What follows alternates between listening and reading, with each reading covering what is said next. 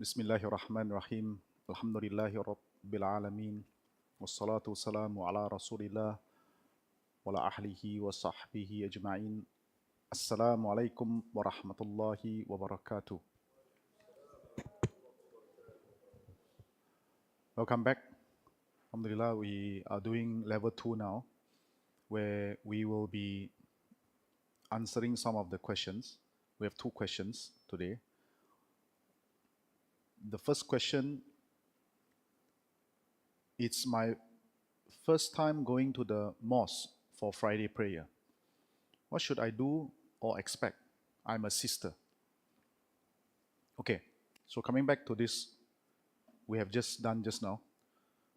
Going for Friday prayer, what is this? Remember the 5 categories we talked about just now? Going to Friday prayers. Which category is that? Sorry, wajib. The brother says wajib. Any other different answer? Compulsory. Compulsory for the men. No, we have to be specific. Compulsory for the men. Yes, it is in the first category. For the men only. But what about for the woman? This is the tough one. It's not wajib, but which category? Which category? Which category? Can they go? Recommended to go? Makruh? Haram? Mubah. Mubah. Permissible. It is permissible to go.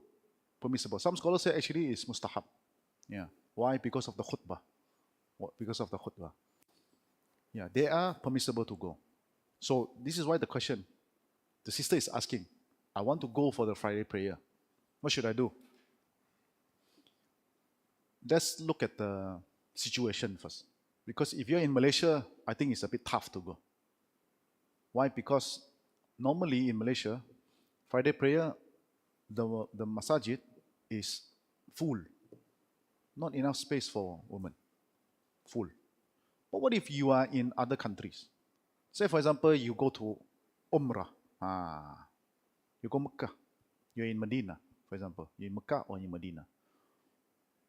Friday prayer, you're not going to be staying in the hotel, right?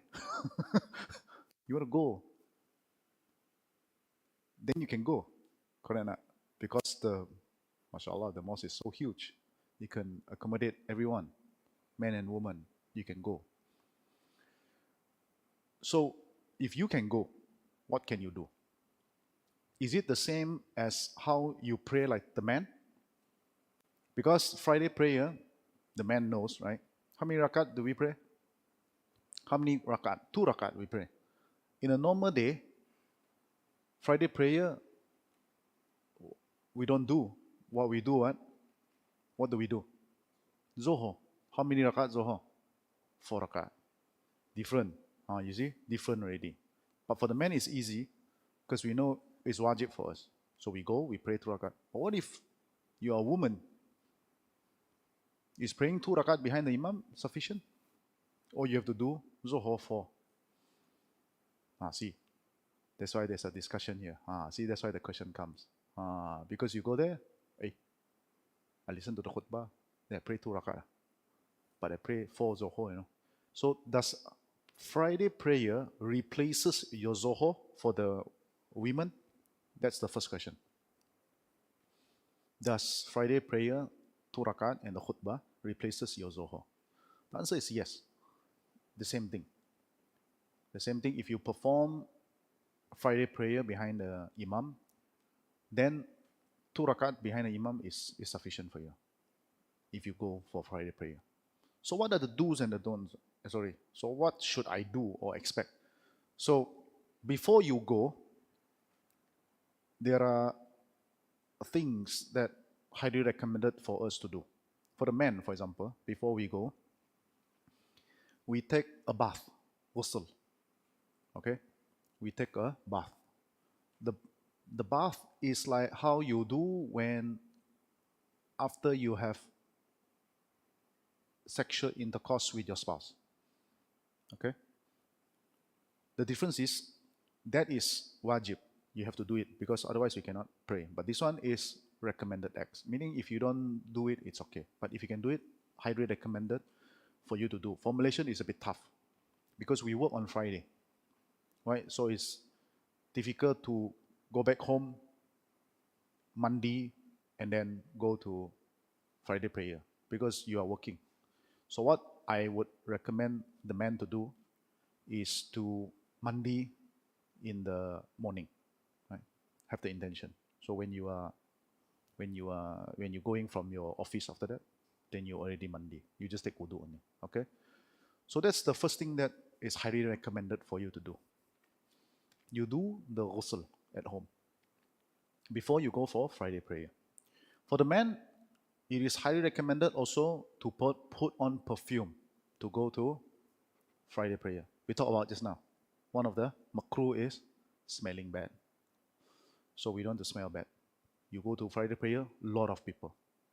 So you want to smell good. So put on perfume. This is not applicable for the woman. Okay? This one not applicable for the woman. Women don't put perfume in the public. You put perfume at home can, not in the public. So for the men, we put on perfume. You mandi first, you take bath, then you put on perfume. It is highly recommended also to go to the masjid early, if you can go early. For the men, a bit tough also, because we work. But if you can go early, that's the best. Go early. The Prophet ﷺ told us, those who come early, the reward is like slaughtering camel. We talked about Qurban just now. So slaughtering camel is highly recommended, correct? Not? So those who go early, the reward, it is like slaughtering a camel. Those who come a little bit late, it's like slaughtering a cow. A little bit later, it's like slaughtering a sheep. So there are hierarchy also, ranking. For those who come early, sit in front in the first row, then second row, third row. So if you can go early, please. Of course, we are not talking about people who cannot go early. Okay, there are many people out there who have to work, right? We work on Friday anyway, right? So these are the things before you go for Friday prayer. These are the things that you do. Then when you enter the masjid, you are in the masjid. You pray 2 rakat before you sit down. Okay, you pray 2 rakat before you sit down. Or we call it salat tahiyatul masjid. Okay, before you sit down. Then after that, you sit down, you just wait. Normally in Malaysia, there will be someone to give lectures first, right? Then when the time comes, meaning like the whole time enters, you will see the Bilal or the Muaddin, the person who make adhan, will make the first adhan. There will be 2 adhan. He will make the first adhan. When he make the first adhan, this is when everyone should stop talking. You don't play with your phone either. You don't answering messages. That's like talking anyway. Right? You don't talk. You don't even salam. Someone comes in here, comes in late, they say, Assalamualaikum. You don't say, Waalaikum salam. You don't. You don't even shush people. Someone is talking, you don't shh. You don't. If he's talking, you can signal him, but you don't shush him. But everyone should stop talking. The Prophet ﷺ prohibit people talking when the khutbah is on. So everyone should stop talking. Stop. Okay, so this is for the women who do not know, because the men normally know. Actually, many men also don't know. They still play with the phone. They're still talking. So that's the do's and the don'ts. So you stop talking. The khutbah will be 2 parts. There will be a first khutbah. The khatib will come up and he will speak. He gives the first khutbah. Then he will sit down for a while. Then he will stand up, and then he will do the second khutbah, the second sermon. Okay. Then he finished the second sermon. Then he will lead us praying 2 rakat. So throughout the session, you stop checking out your phone, you stop talking, you stop shushing people, you stop everything. You just pay attention to the sermon. That's all. And then the sermon is finished, the Imam will lead us 2 rakat. He will just pray 2 rakat. Very simple, just pray 2 rakat only. There's no difference in any of the movement. Same movement, pray 2 rakat only. After 2 rakat, finish. That's all. The Friday prayer is finished. What you can do, if you go home, you can pray 2 rakaat salat sunnah. Sunnah after Jumaat. 2 rakaat. If you go home. If you don't want to go home because you have to work, right? If you want to pray in the masjid, you pray 4 rakaat. Okay? If you don't go home, you want to pray in the masjid, then you pray 4 rakaat. Then you go back to work. That is the what you expect for Friday prayer. So for the woman, it is the same except that you don't put on perfume. Everything else is the same. Any other questions? Any follow-up questions? Any one of you have been to Friday prayer before? No. Well, normally, if you have performed Friday prayer before, it will be in Mecca or Medina. Yeah. Malaysia a bit tough, I would say. Yeah, and it's very weird also. Normally, if you go, you'll be alone, or if you go with 2 or 3, and also very weird. You don't know where to go also because the section for the women's section is open for the men during Friday prayer. Yeah. Yes, sister. Sorry. The time. The time is Zohor time. Zohor time. So when the Zohor time comes, right, the sermon will start. So the imam, there will be 1 azan. The first azan. After azan, he will sit down. He will say Assalamu alaikum warahmatullahi. He salam. Then he will sit down. He sit down. Then the second azan will come. The second azan. So there will be 2 azan. After the second azan, then the imam will stand up and he will give the first sermon. So you don't pray first, even though already enter the Zohor time. No. Okay. Oh, that's a very good question. So the sister is asking, what if I want to attend Friday prayer? The Friday prayer can only be attended in the masjid. You must go to the masjid because the khutbah, the sermon, it's happening in the masjid, not at work. Yeah. Sorry, I didn't clarify this. Yeah. Only in the masjid because of the sermon. Yeah. The sermon only happened in the masjid. Yeah.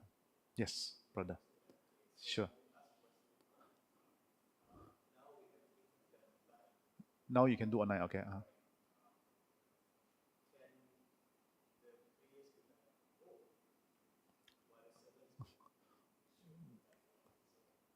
So the brother asked a very good question. Now you have a lot of things online. Can you like watch the online and then you are literally praying at home? Is this considered Friday prayer? I don't know. I don't know. To be honest, I don't know the answer. But I've never heard of any fatwa to say you are allowed to do that. So far, I've not heard. Yeah. It has to be. You have to be able to hear the imam live, meaning even through microphone. Yeah, it's okay. But online, I don't know. I know it's also live, right? But I don't know.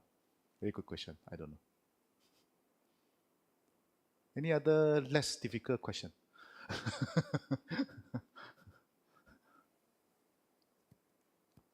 No.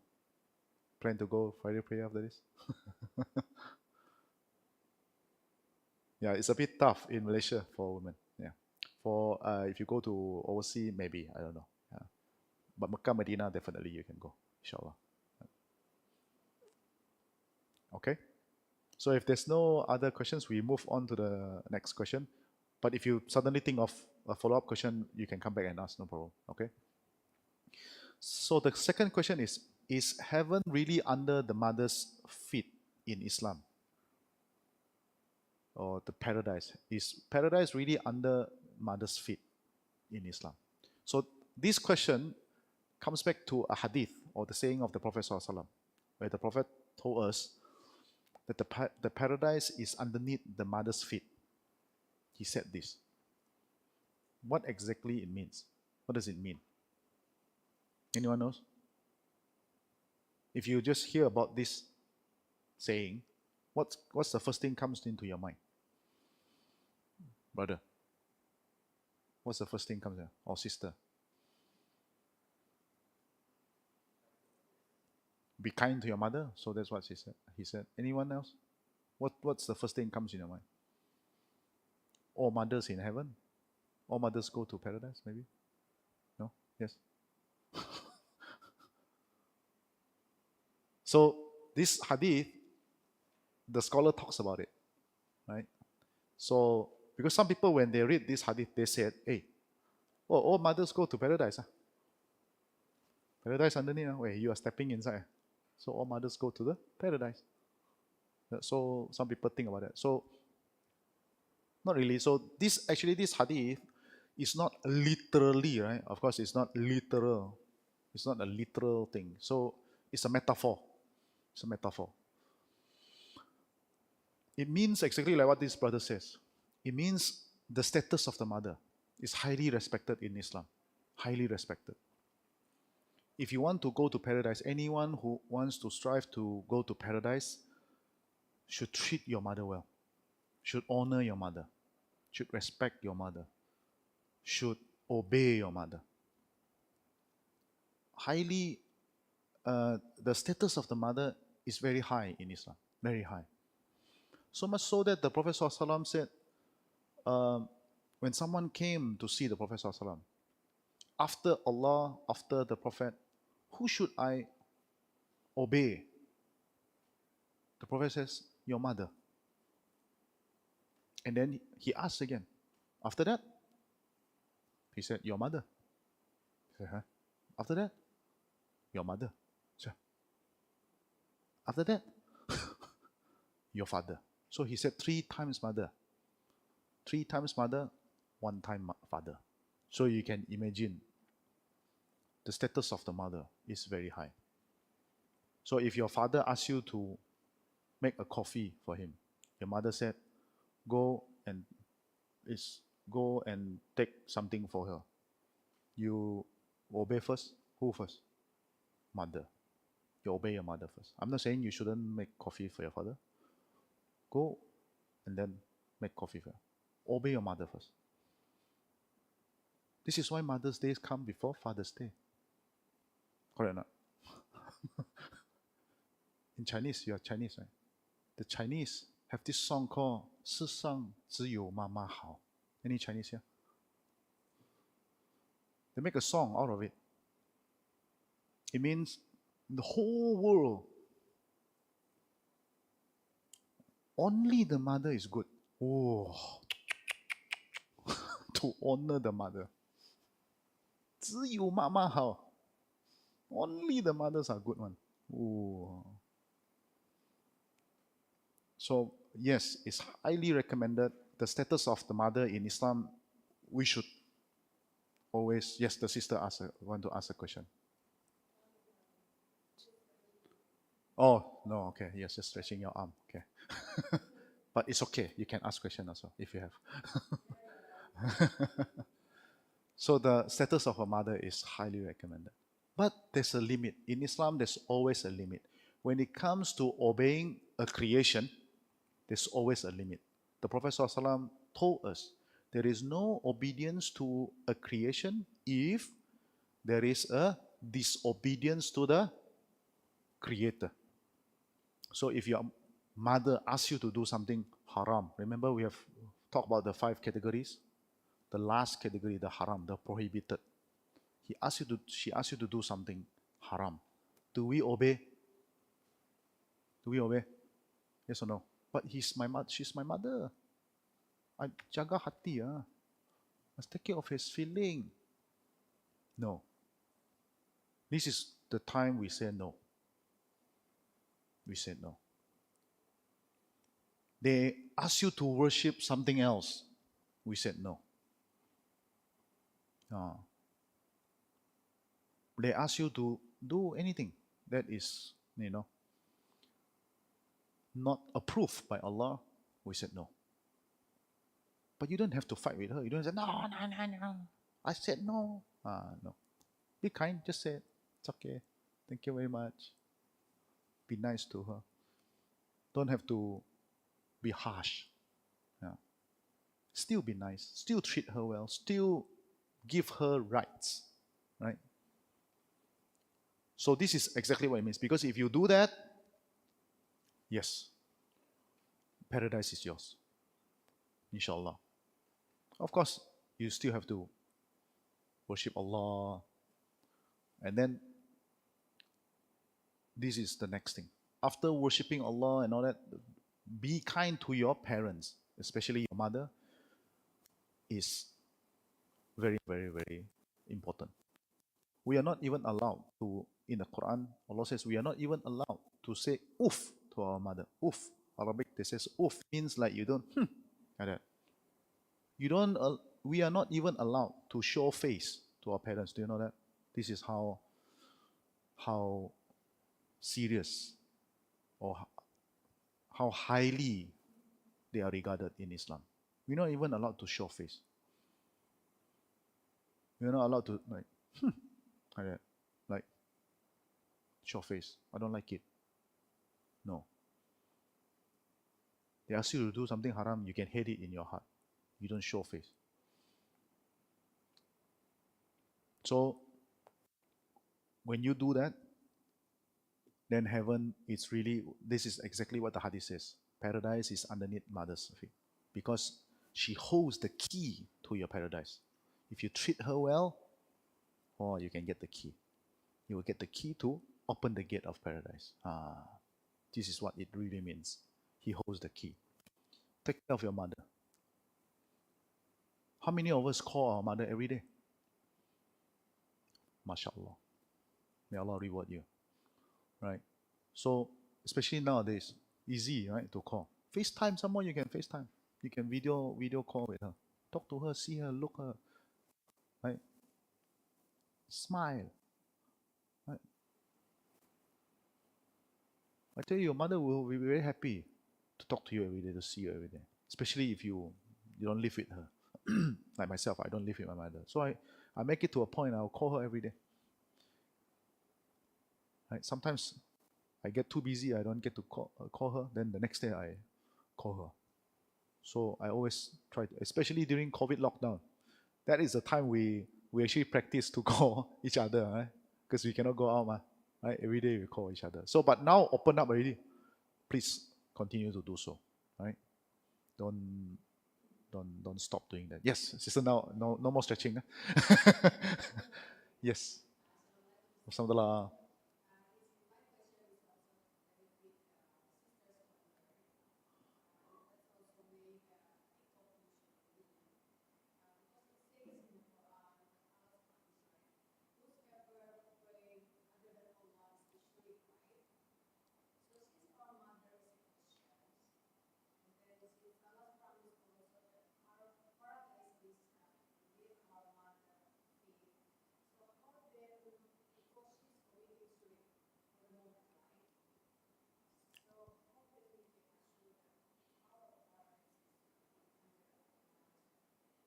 So the sister asked a very good question. Especially some of us here are revert like myself, right? We are all revert. Our family members are not Muslims, not yet Muslim, especially our mother, right? How do we make sure they are, like for example, my mother also the key to my paradise? So like what we discussed, even though she's not yet Muslim, right? She is still the key to my paradise. The only thing is we have to make sure we don't obey them from the things that they ask us to do, which is haram. So we have to make sure. But what shall we do to also make her to join us in paradise? That's the more important question, right?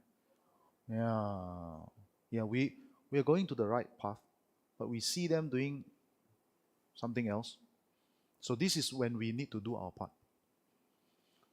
The revert like us, and if for those revert who have a spouse who are born Muslim, the spouse also need to do their part to do the calling, the da'wah. Call them. Call them to come to Islam. Because the life in this world is not permanent. Can we agree with this? I think no one disagree, right? Everyone agree. Death is inevitable. Everyone will die. And the life here is not permanent. There will be a permanent life after this. What we really want is to strive for that permanent life. We want our family members to join us, correct or not? So if you truly love your parents, especially your mother, you will have to talk to her. Tell her to join you. I still remember my mother keep telling me, oh, why every time you call me to become Muslim, you keep telling me. I said, because I'm your son. That's true love, because I love you. Imagine if I stopped calling you. I said, the day, na'udzubillah, I said, may Allah never make that day happen. That if I stop calling you to Islam, that is the day I hate you, man. No, nobody. I mean, just imagine if you have a colleague. I'm sure everyone works here. You have a colleague, you have a friend or whatever. Just walking side by side at the roadside, for example. If there's a car coming from behind, you will see, hey, your friend's just a bit outside of the road. You will pull him back, right? Correct or not? You will not like, kena lah nanti. Huh? You will not like, the car is going to hit on you. You don't do that. Come on, it's your friend. And he stands next to you. You will definitely pull him back. And you know your parents are committing shirk. They are on the way to the pit of fire. You will not pull them back? Really? Something very wrong with you. Something very wrong with your iman. Perhaps you don't understand the reality of life then. Correct or not? You will definitely pull him back. Not only you will pull her back, you will shout, you will do anything. Come on. You are going to the fire. Correct or not? Even your own friends, like I say, you will shout, hey, come on, move back, the car is coming. Right? What about your own mother? What about your own parents? You definitely do that. If you understand the reality of life, you understand this, you will do all sort of things just to bring your parents join you. Right? So try to convince. That's what I have been telling my mother, my parents-in-law also, because my wife also a revert. We've been telling them. But this is the analogy that I'm using. I said, yeah. Oh, why? I remember I had a colleague. She asked me, why in Islam you always talk about calling people to become Muslim? I gave her a very simple analogy. I said, today you go out and try a new restaurant. Wow, you know the food is very, very good. You come back, I'm your friend. Will you tell me? Will you tell me, hey, wow, just now the restaurant is really nice, must go try. But do you hear anyone telling you, why are you calling people to go to that restaurant? What if I tell you, why you ask me to go to that restaurant? You'll be like, why are you crazy? It's because it's really nice food, ma. That's why I'm recommending you. Go and eat, try.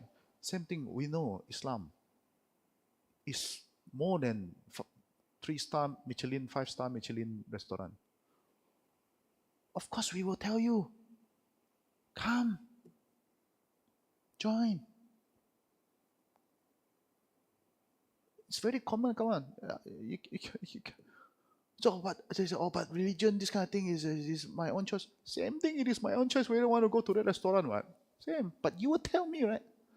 You will tell me. You will not force me, but you will tell me. I will tell you. I will not force you, but I'll tell you. But it's very weird for you to tell me, why you keep telling me to go to Islam? Because I never say, why you so weird? Recommend me to go to the restaurant. Why you so weird, man? Because it makes sense. We are human. When you have tasted something good, and this is why the Prophet ﷺ said, whoever have tasted the sweetness of Iman would hate to go back to his previous religion. So the question is, have you tasted the sweetness of Iman? You have to ask yourself. If you have tasted the sweetness of Iman, you will tell people, oh, the food is really nice here. Very sedap lah. Very delicious. Right.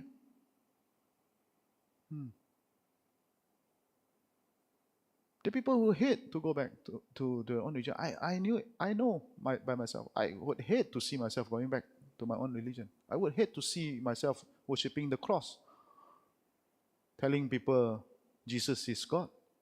I would hate to go back. This is why when I see people celebrating Christmas, subhanallah, Muslims celebrating Christmas, I cannot imagine. I cannot imagine. Joining Christmas party, taking selfie of the big tall Christmas tree. I cannot imagine. Cannot imagine. Which part of Lam Yalid Walam Yulad we did not memorize? I think almost all Muslims memorize this surah. Qul Allahu Ahad, Allahu Samad, Lam Yalid Walam Yulad. Allah says, I'm not born and I do not give birth. And yet we celebrate Christmas? Subhanallah. Right? Telling people, oh, joy to the world, the Lord has come. Subhanallah. Really?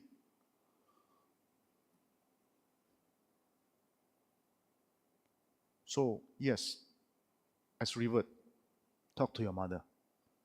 Talk to your mother. Show her the beauty of Islam. They may criticize us, but let them think. Let them see from your actions. You see, they criticize empty. Their criticize is empty, seriously. They know it.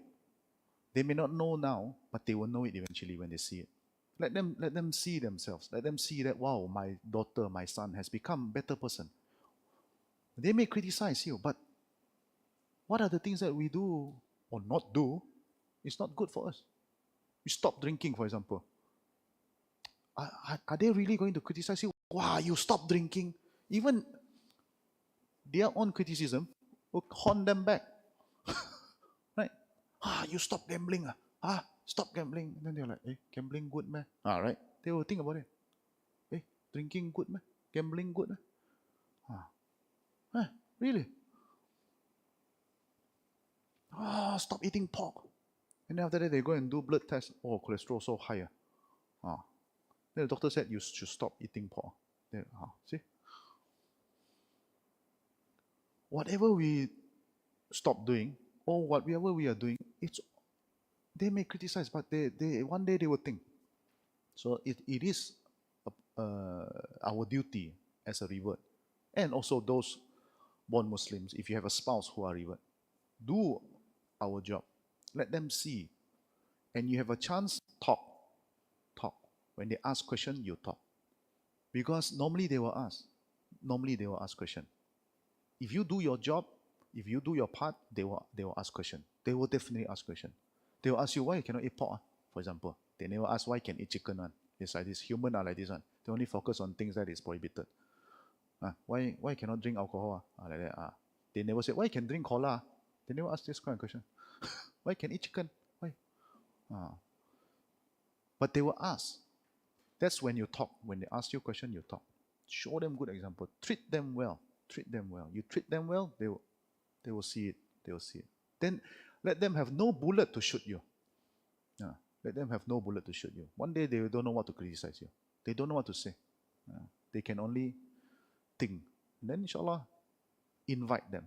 Keep inviting them, sister. Invite your mother to become Muslim. Invite them. Come. Don't just talk. Many people, they talk. Islam this, Islam so good, Islam never invite. Invite. Just like, oh, the restaurant, the food is so nice. Oh, wow, this one. Never invite also. Never invite. Come. I belanja. Right? If you invite, come. So invite. Would you like to become Muslim? Ask. Oh, I'm not ready. It's okay. If you get negative answer, don't give up. Don't give up to say, never mind, I invite 100 times also never. No. Who are you to judge? We do our part. Okay, so that's how we want to unite our mother, unite all our family members in Islam. May Allah guide all our family members who are not yet Muslim to Islam. Ameen. Yeah. And may Allah unite all of us in paradise. Any other questions? Yes, sister. Kamsahamnillah.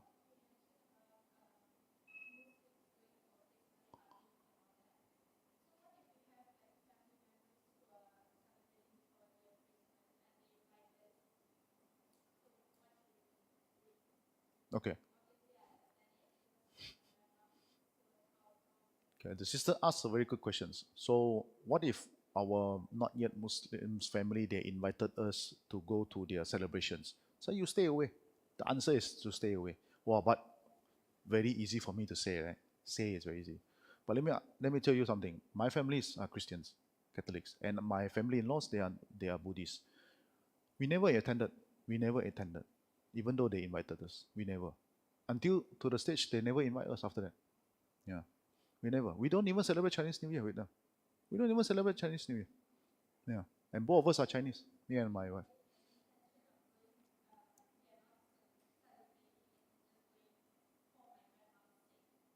Very good question. So the sister asked another follow-up question. What about intention? My intention is not to celebrate. I just respect. You see, in Islam, intention does not justify wrongdoings. There's no such thing as Robin Hood. The Robin Hood of concept it doesn't exist in Islam. I steal money and then I help the poor. No. So intention does not justify. It must go hand in hand with the good deeds. Good intention and good deeds. The righteous deeds. The righteous deeds means following what Allah and the Prophet ﷺ commanded us to do. So having a good intention does not justify.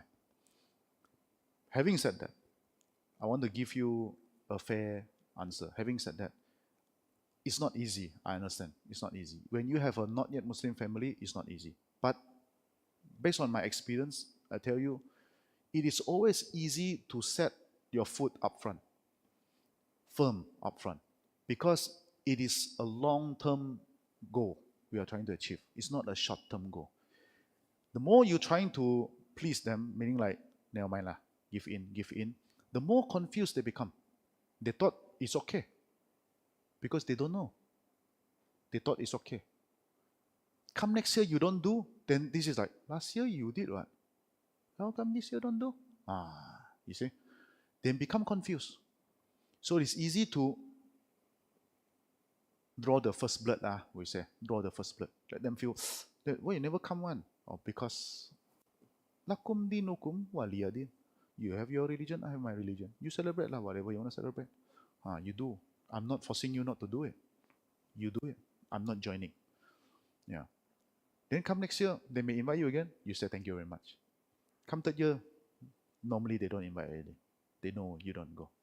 Yeah. It's easier, long term. Then they know. They are not confused. They may see other people doing it. They will say, hey, how come you don't do it? How come other people do it? Then very, very easy to answer. Just tell them because they don't know. Sure, no problem. Don't have to apologize. Uh-oh. No, okay, sorry. Okay, understand. Uh-huh. Understand. How? Okay.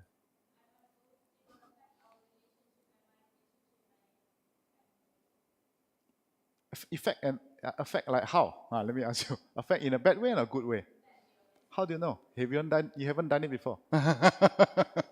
You're assuming, right? Sorry?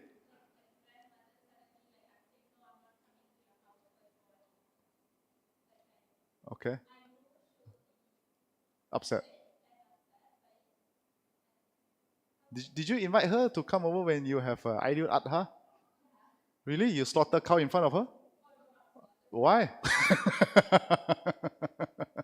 So you take care of her feelings, but she never take care of your feeling. See, you know what I mean? So why are you giving up your own values? Sorry. Okay, I'm being very harsh. But I understand. I'm just giving you the same concept.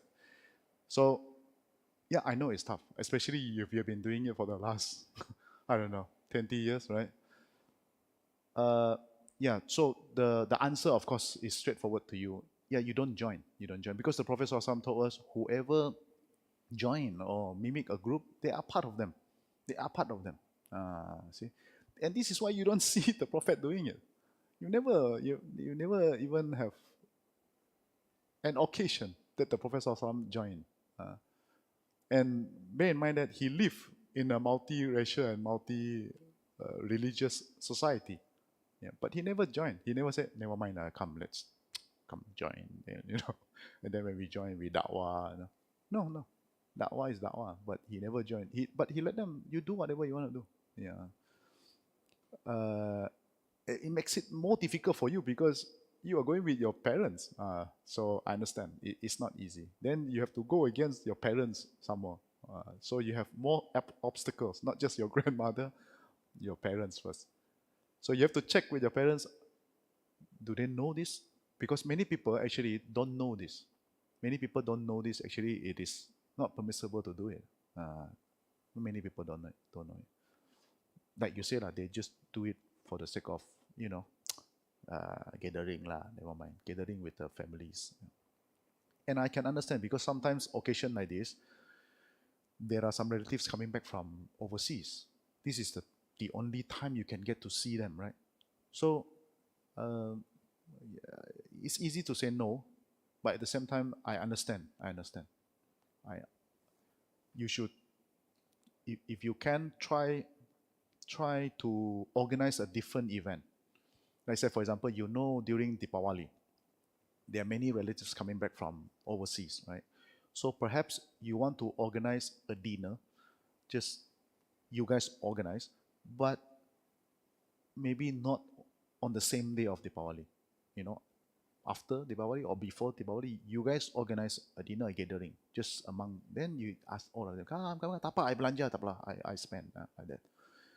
Just like what happened to me and my wife. We used to attend the the not yet Muslim wedding. You know, I'm saying they drink alcohol, then they eat pork. What they do is they put us in a room. The Muslim one, they put us in a room. They serve vegetarian, and then when the pork comes out, the roasted pork come out, they close the door. But Yam Seng, they open the door again. They let us join. They said, it's okay, you just take the tea. Take the. So we feel very weird. We don't join. We sit down there. The Yam Seng, we sit. Everyone stand, we sit. And then they close the door and then we eat inside the. We're like, we here for what? So then I told my wife, I said, never mind. Next time when we have invitation, we just tell them we don't. But we organize an outside dinner just with the newlyweds. We have a nice dinner. We pay for the dinner. Let's go out and then we eat with them. Because the whole point is, gathering kan. So we don't join them to let them do it. Then we organize a different one. Even better, we can eat and then we can talk. We can, we can really enjoy the company. Other than we go there and then we eat ourselves and then after that we just go. They're like, oh, what, did you come or you did not come? They also don't know. So that's how we normally do it. Yeah. Chinese New Year a bit tough for us because it's 15 days. So so normally we don't do. But what we do, we visit our family members very often outside of Chinese New Year. We don't have to do it during Chinese New Year. Christmas, oh, very, cannot lah. When I talk about this topic, very hot because I was an ex-Catholic. So same thing. So, but never, they don't get offended also when I don't join. Yeah, none of my family members, okay, they understand I become Muslims, I don't join. Yep. Any other questions?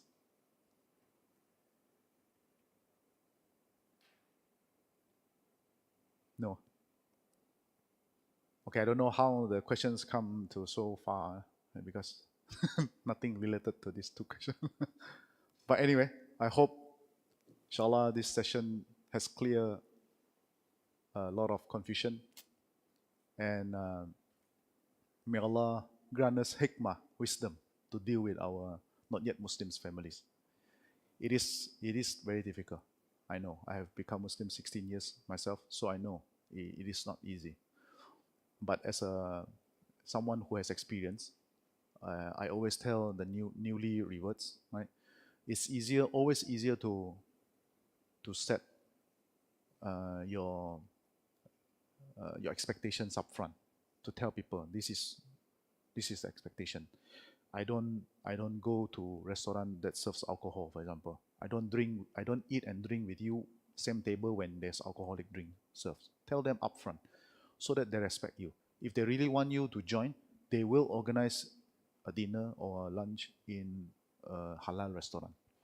If they don't want you to join, they will say it's okay. We'll eat separately after this. This one, our like my family members, for example, right? They would we would have nice dinner and all that. They would not drink, and then after the dinner, they'll be like, look at me like, when are you leaving? We are going to drink already. They give me that eye contact. Then we are like, oh, a bit tired lah. We go first lah. Then we leave. Then they start taking out their beer and they will start drinking, right? So it's easier. Then we can live harmony. We can live together. Yeah. Okay. So we'll end here, inshallah. May Allah make it easy for all of us. Guide all of our not yet Muslim family to Islam. Amin. Subhanakala wa bihamdika. Asyhadu an la ilaha illa ant. Astaghfiruka wa atubu ilaik. Assalamualaikum warahmatullahi wabarakatuh.